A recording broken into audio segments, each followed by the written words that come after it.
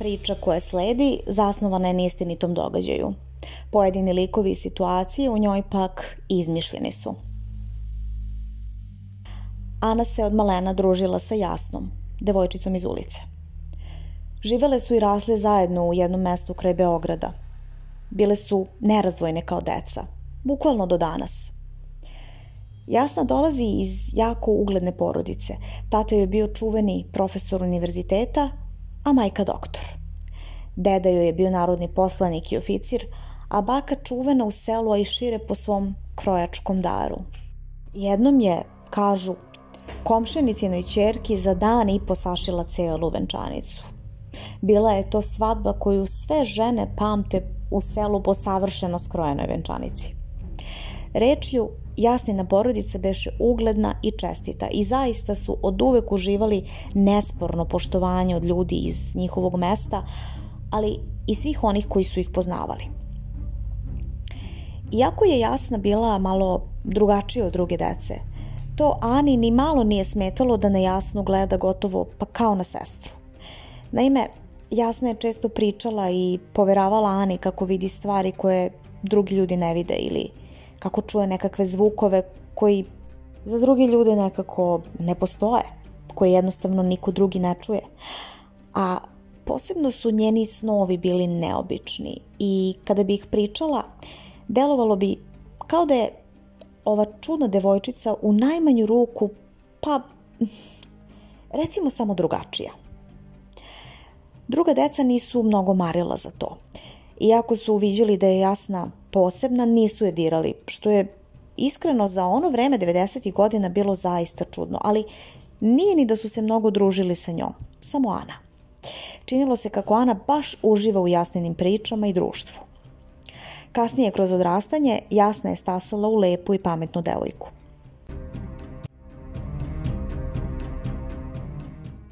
Naravno, sve je išlo svojim tokom, ali ni tada Jasna nije imala mnogo drugara oko sebe.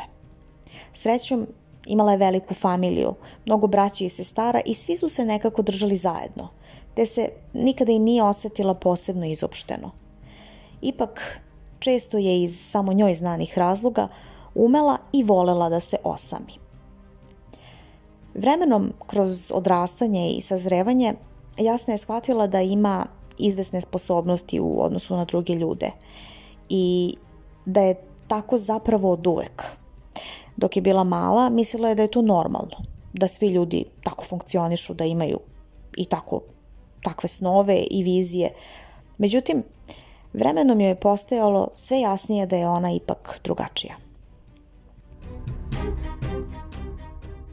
Jednom baš prilikom, a to zaista beše jako davno, njen otac i stric nikako nisu mogli naći nekakve vrednosne papire koje im je njihov pokojni otac, a devojčicin deda, ostavio iza sebe u amanet. Danima su tragali, međutim, na tražene papire nisu nailazili.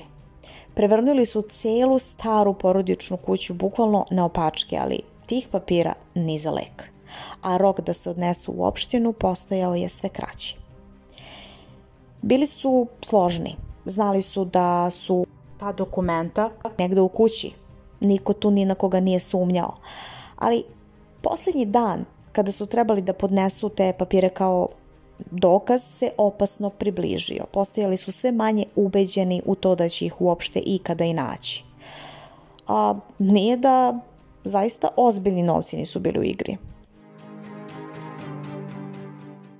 Jednog ranog jutra, 9-godišnja Jasna, još onako pospana i raščupane duge vrane kose, ušla je lagano u roditeljsku sobu, prišla još nerazbuđenom ocu i tiho mu šapnula: "Polisa i papiri koje tražiš u starom su kredencu u šupi iza kuće, tata, u gornjoj fioci odmah do koverte sa obveznicama."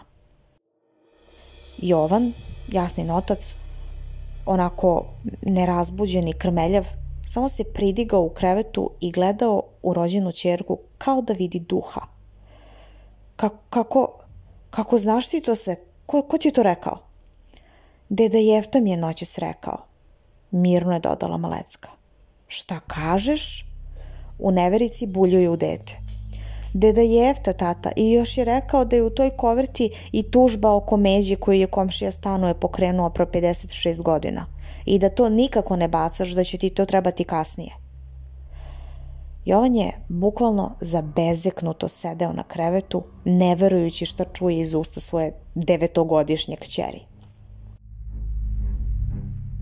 Njegov otac, Jefta, umro je pre 12 godina. Jasna u to doba nije bila pa ni u planu. Kako majko mu ona zna sve ovo? Zbunjen je bio Jovan. Tog jutra je, odmah nakon doručka, Jovan sa svojim bratom otišao do stare šupe iza kuće. Baš onako kako je Jasna i rekla. Znao je da sam do tog kredenca neće moći od velikog šifonjera koji je stajao tik ispred njega i gomile teških kutija i kofera uz to. Morali su da prvo pomere sve te stvari,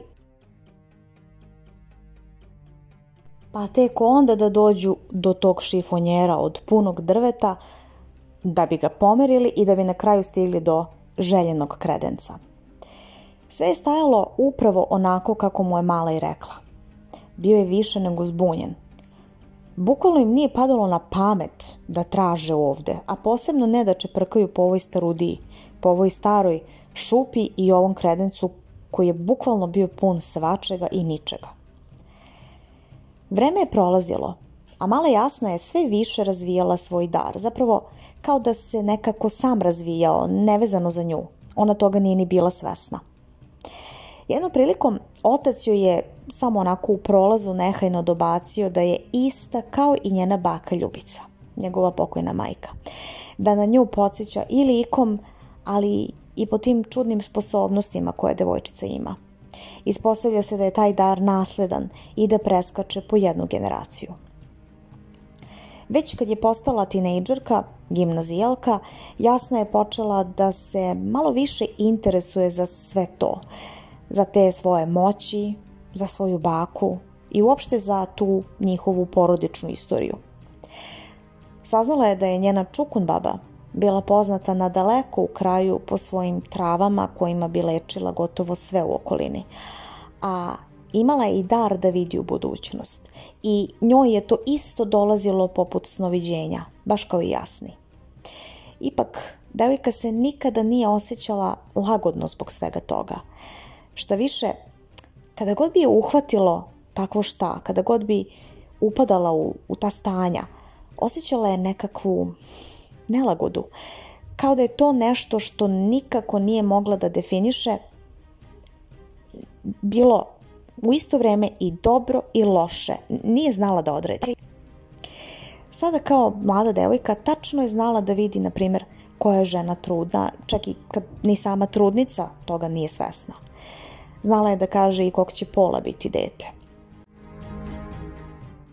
Jednom baš dok se tako vraćala iz centra sela biciklom, srela je staru školsku drugaricu.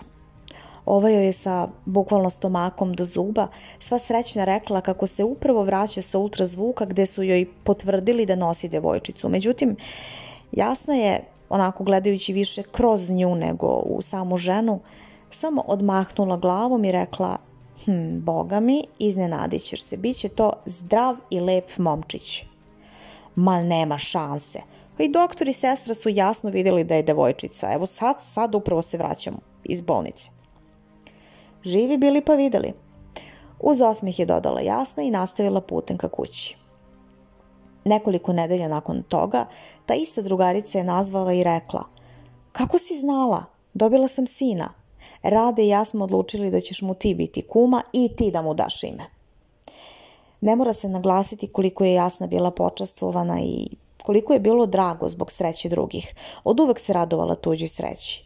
Zaista je uvek bila izuzetno dobrodušna. Interesantno je da je potpuno mogla da joj veruje i da svaki svoj doživljaj prepriča upravo Ani, toj svojoj već pomenutoj najboljoj prijateljici iz detinjstva. Njoj je, na primjer, poverila i da može da vidi, kada se dobro fokusira, da može da vidi ljudima aure. Na primjer, dopadala joj se Anina.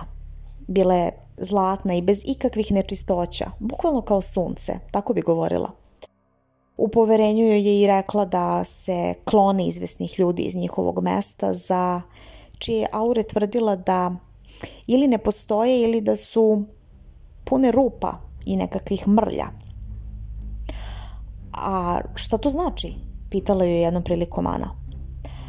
Pa, koliko ja to razumem i kako osjećam sve to, ovi čije aure ne postoje su opasno pod uticajima demonskih sila, a ovi čije su aure tek načete, pa i sami su načeti. I samo je pitanje trenutka kada će potpuno podleći tom uticaju. A samo jednom u životu Jasna je imala priliku da vidi kako izgleda osoba koja je zaposednuta. Kako je kasnije objašnjavala Ani, ta osoba više nije imala svoj lik, već ju je umjesto lica videla samo tamnu, izdeformisanu mrlju koja se nekako pomerala kada god bi i ta osoba pomerala svoje lice i pravila gestikulacije i mimike svojim licem. Ta mrlja bi prekrivala cijelo lice obuzete osobe i tek kasnije kroz priče koje je čula od komšija o toj devojci shvatila je da je u pitanju bila upravo zaposednutost. Naime, ta se devojka počela odjedanput čudno ponašati. Bila je nešto mlađa od Jasne i nije bilo nikada prilike da se druže. Uvek bi se pozdravljala onako površno u prolazu. Međutim, naglo je sa njom krenulo nešto da se dešava. Isprva ljudi bi govorili da je skrenula, kako to po selima, pa i danas često vole da koriste taj izraz za nekoga ko je psihički nestabilan. A onda kada je imala neku vrstu nervnog sloma nasred centra sela i kada je počela da lomi i gazi sve pred sobom u prodavnici i po ulici, tada su je njeni roditelji smestili, nažalost, u bolnicu, u instituciju. Dugo je ta devojka bila u Padinjaku, ali kada su je nakon izvjesnog vremena otpustili, naravno uz neizostavne lekove, Jasnije kada ju je videla posle dosta vremena sve bilo jasno, bukvalno kao dan. Devojka je i dalje imala tu mrlju na svom licu, samo što je sada ta mrlja bila nekako kao prilepljena za nju. Nije se pomerala, kao da je bila nekako, ne više onako živa.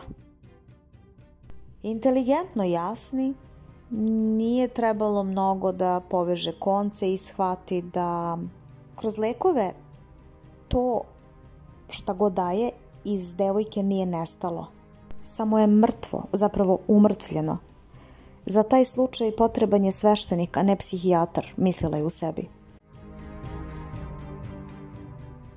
Ipak, Jasna je za neke situacije znala tačno kako da se reše, za neke pak nije.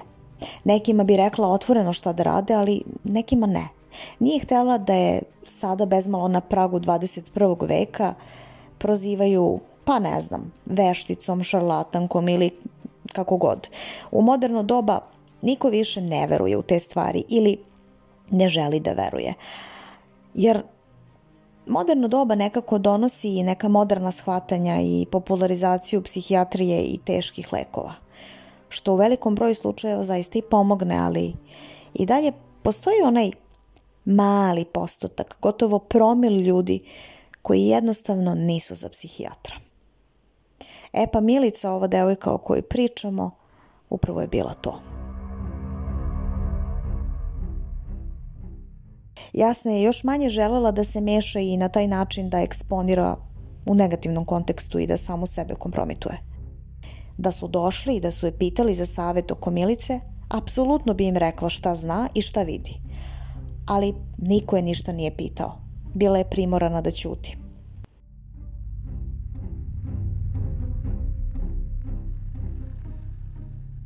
Jednom je samo nabacila, dok je pričala na ulici sa komšijama, među kojima je bila i Miličina tetka, da bi Milicu trebalo odvesti u Ostrog, da noći tamo 3 noći i da joj sveštenik čita šta god već i sam bude video da treba.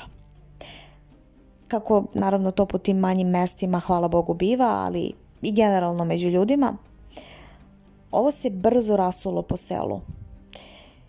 I nekoliko nedelja potom Milica je bila potpuno izlečena.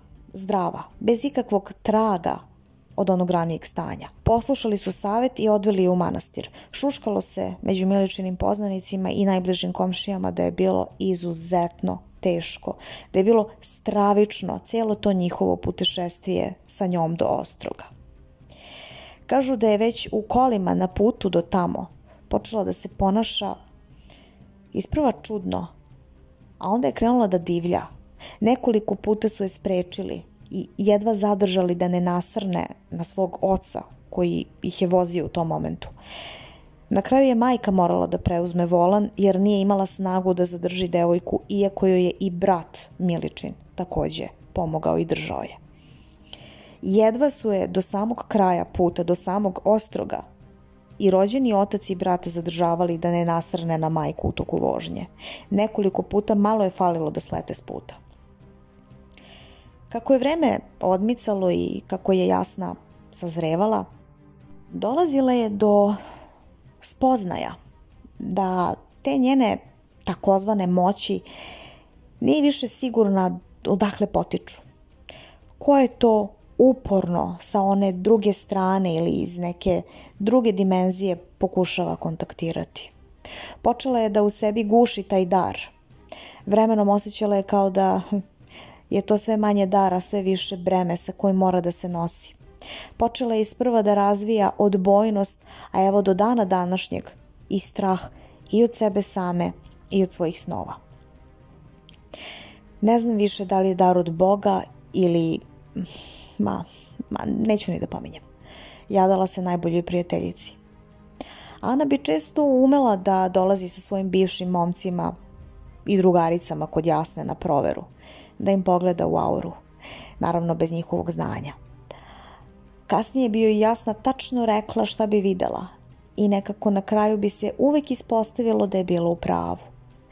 Jednom joj je tako za jednog momka rekla, a to je bio Anin prvi dečko, kako nije za nju, kako je pun nekog besa. Aura mu je stalno ili crvena, onako bordo ili ljubičasta. To naravno ni malo nije dobro.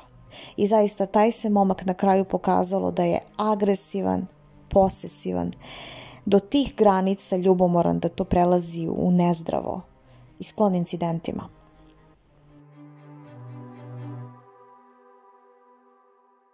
Baš pred nekoliko godina Ana je bila u čudnom, nedefinisanom odnosu sa momkom iz susednog mesta. Sve je bilo nekako, neizvesno, nedefinisano. Nije bilo jasno hoće li se uzeti na kraju ili ne. A sve nekako neodređeno. Niti on dovoljno zagrižen, niti dovoljno zagrejan, a opet stalno prisutan u Aninom životu.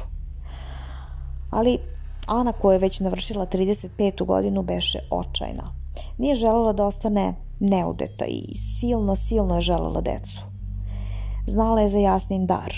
Dugo ju je molila da joj nekako pomogne, da joj nekako pogleda u budućnost ili makar da je uputi na rešenje. U poslednje vreme Jasna je te stvari zaista izbegavala. Nije se nikada osjećala prijetno da tako šta radi i da eksperimentiše, a sada je postala potpuno nekako netrpeljiva prema svemu tome. Nekada bih najrađe da to nestane. Još bolje da nikad nije ni postojalo u meni, Ana. Jako se loše osjećam kada god se otvorim ka tome. Počelo je jako da me uznemiruje i počinjem da razvijem strah prema spavanju. Plašim se šta ću sanjati, gde ću ovog puta završiti. Često je umela da ima lucidne snove, da sanja kako se odvaja iz sopstvenog tela i kako vidi i sebe kako spava i sve kako je u datom momentu dok spava. A onda bi je uvek nešto čekalo sa te druge strane. Nikad nije znala ko je ili u onom gorem slučaju šta je to, ali snažna sila nagonila je da ide u određenim pravcima. Bila je verujuća i znala je da se sve to kosi sa Bogom. Ne želim da ulazim, niti da pokušavam uopšte da ulazim u Božju promisao, govorila je. To je nemoguće. Ali zar ti ne pada na pamet da je to dar od Boga? Uplakana ju je jednog dana molila Ana. očajna što joj je veritba ponovo odložena. Molim te, samo sada napravi ustupak i pogledaj šta mi stoji. Devojka je bila očajna. Već sam ti bila rekla da mu je aura bordo boje. To nikako nije dobro. On ne mora nužno da bude loš, ali da je na nekakvoj prekretnici svog života kada mora da bira na koju će stranu. A po svemu sudeći čini mi se da je na putu da ne izabere pravu. Jasna je nekoliko puta još kao mala imala kontakt sa tim delom svog bića, bar je tada to tako doživljavala. Nešto joj je uporno naturalo da vidi u budućnost i događaje koji slede. Prvi put joj se to desilo još kao jako maloj devojčici i to kroz onaj već pomenuti san o polisi. Nije to tad želela, jednostavno se dogodilo. Drugi put sanjala je mamu svoje školske drugarice iz klupe, kako sedi na ivici neke velike rupe i kako se gleda u ogledalo. I kako je još tada govorila, bila u prozračnoj beloj haljini i kao da je lebdela na vetru. Ispričala je san majci i rekla da će teta Dragani nešto jako loše da se desi. Pogađate, nedelju dana potom teta Dragana je upala u bunar. Tek kasnije je Jasna, dok je razmišljala i stalno vraćala film i na san i na događaj, povezala i ogledalo sa vodom iz bunara i rupu sa bunarom. A bela haljina u kojoj se žena prikazala bila je identična haljini u kojoj su nesrećnu ženu i sahranili. Sve se to kroz vreme nekako poklapalo i povezivalo. Dok je Jasna bila mala, nije mnogo strahovala od toga. Ali sada, kao odrasla žena, nije imala više uopšte laki i dobar osjećaj u vezi sa svim tim svojim sposobnostima. Jednom prilikom, a to je bilo pre 10-ak, pa možda i 15 godina, Jasna je za zadušnice sa svojim roditeljima otišla na groblje, kao i uvek do tada. Ali baš tog dana jasno je čula, dok su stajali na deda Jeftinom grobu, plač deteta. Okretala se svuda oko sebe, ne bi li videla gde je to dete, ali ništa. Jel čujete vi ovo? Pitala je roditelje. Šta? Ne čujete da dete plače? Gledali su je u čudu. No, ništa ne čujemo. Jesi li ti sigurno u to? Pitao je otac. Pre 3 dana je onde sahranjen 26-mesečni sin Savića iz Dunavske ulice. Jasna se samo osvrnula i krenula do pokazanog joj mesta, a detenji plač postajao je sve jasniji i jači kako se približavala Humci. Na grobu je bio krst oko kog je bila namotana svilena bela marama. Stajala je tu neko vreme, a onda samo rekla da dete nije dobro sahranjeno, da se neki od posmrtnih običaja nije ispoštovao ili nije ispoštovao do kraja i da dete ne može da nastavi dalje gde treba, nego da je jadno zarobljeno na onom mračnom mestu koje je jezivo i za nas odrasle, a kamoli za bebu od jedva 2 godine. Tačno je znala šta roditelji treba da urade da bi duša njihovog čeda otišla gde treba. Ne treba mi da pominjem da je, dok je ovo govorila, Jasna izgledala kao da je bila u transu. I naravno, ne treba ni da pominjem da su je poslušali. Znali su ljudi za nju još od kad je mala bila da je bila drugačija. Naravno, znali su i za sposobnosti njene bake, oni malo stariji. Kako je vreme prolazilo i kako su vremenom ljudi krenuli da pričaju šta im je prijateljski rekla ili pogodila, tako su krenuli na neki način da je još više poštuju i uvažavaju njene reči, ali i da je se plaše. Te to samo još više uticalo na njen odnos prema svemu tome. Ana, rekla sam ti, ja ta vrata volim da držim zatvorena. U poslednje vreme se zaista ne osjećam ni malo lagodno u vezi sa time. Osjećam kao da samo čekaju da me kontaktiraju, ali ne dam. Ako ja posegnem za njima, to može da mi napravi veliki problem. I zaista, Jasna je poslednjih nekoliko meseci stalno osjećala nekakvo, pa mogu slobodno da kažem, prisustvo. I kada je sama u cijeloj kući, jednostavno imala je osjećaj kao da je neko tu, iza nje, kao da je posmatra, kao da je pitanje trenutka kada će neko ili nešto samo izleteti. Najjači taj osjećaj bio je kad je jedno veče, vraćajući se iz grada kasnije nego inače, silazila niz svoju ulicu. Nigde nikoga nije bilo. Kasno veče, četvrtak. Prohladna jesenja noć. Para ide iz usta. Jasna je požurila da što pre stigne kući, bilo je hladno. Ne misleći ni o čemu posebno, ubrzala je korak. A onda je odjednom neku daljinu začula korake, kao da joj se neko brzim hodom približava. Stala je, okrenula se oko sebe, ali nigde nije bilo nikog. Koraci su se čuli sa svih strana. Krenula je da trči, a onda je shvatila to nije ništa odavde, iz našeg sveta, iz naše dimenzije. To nju nešto pokušava da stigne sa one strane, odande. Stala je i samo ponavljala u sebi. Ne, ne može, neću, ne želim. Koraci su usporavali, dok nisu stali. Jasna je otrčala kući. Sve je ovo već objasnila Ani, ali videla je koliko je devojka izgubljena. Bilo joj je žao. Pokušala je da objektivno prvo sagledaju stvari. Mila, ako se već tako ponaša, pitaj ga, zar to nije jednostavnije? Ma misliš da već nisam pokušala? Nekoliko puta sam pokušala da razgovaram sa njim o tome. Jednostavno, samo se ogradi i kaže da ćemo o tome drugom prilikom i da će svakako nešto uskoro morati da se promeni. Svestan je i on toga, tako mi je rekao. Stvarno neka glupava situacija, shvatala je Jasna. Ok, pokušat ću, ali ti zaista ništa ne obećavam. Nevoljno je prošaputala. Ja osjećam da to nije dobro, da to ne treba da radim. To nije ni za tebe dobro da radim. Ali zašto? Bila je zbunjena Ana. Pa zar to nije dar? Ne znam, Ana. Da li je dar, da li je kazna, ali osjećam da kada god krenem tim putem da se udaljavam od Boga. Niko ne može da zna i da uđe u Božju promisao. Ne verujem da je to od njega. Pa nisam znala da to tako intenzivno doživljavaš. Onda nemoj. Ako ti nije dobro, zaista kao što kažeš, nemoj. Ja ću se već snaći. Bila je pomirljiva Ana.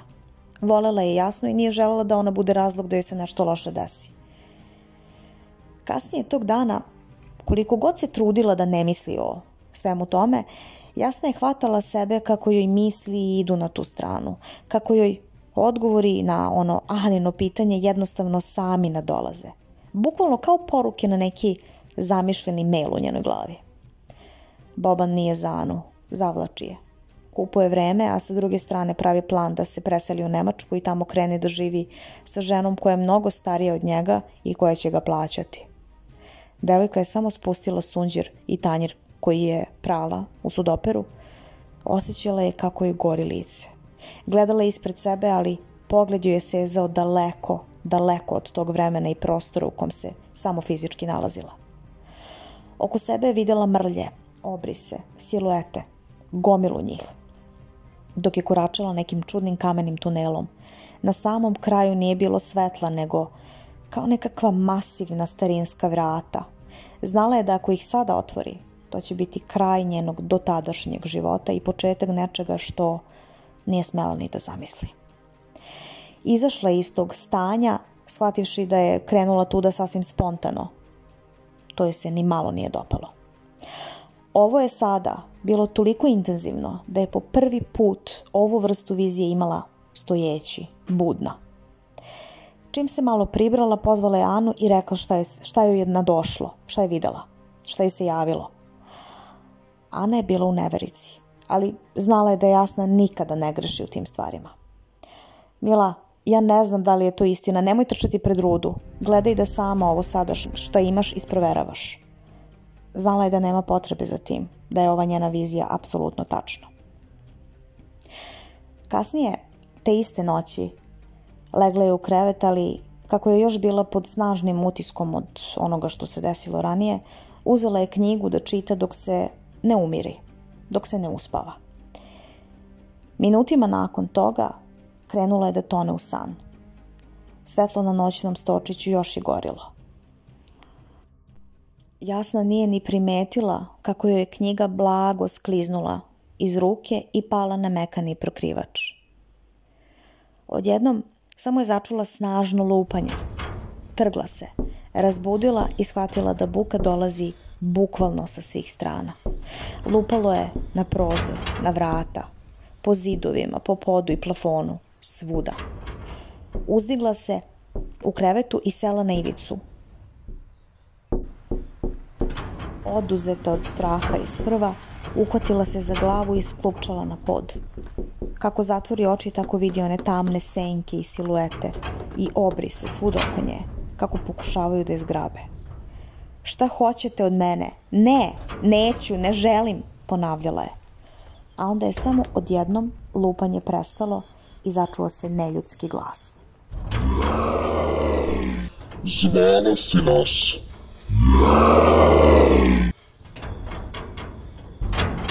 Od straha Jasna je krenula da se trese, ali znala je. Krenula je sa molitvom, izgovarala je naglas bukvalno sve molitve kojih se u tom trenutku setila i tada je sve prestalo. Ja ovo više ne radim. Sada mi je jasno da ovo definitivno nije od Boga. Ovo nije dar. Ovo je kazna.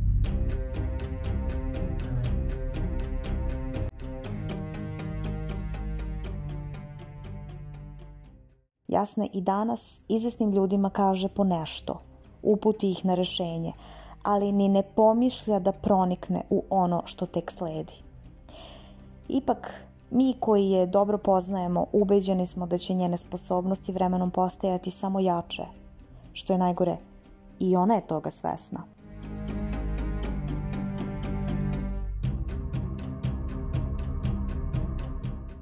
Svesna je također da mora naći način da ih kontroliše i da i sebe samu u tome kontroliše. Mora da nauči da samu sebe od toga sačuva. Ovo drugo je već uspostavila, ali kako kaže, nekada informacije dođu same. Ukoliko vam se dopada sadržaj sa kanala, pozivam vas da lajkujete, šerujete, da se supscribeujete i komentarišete. Hvala!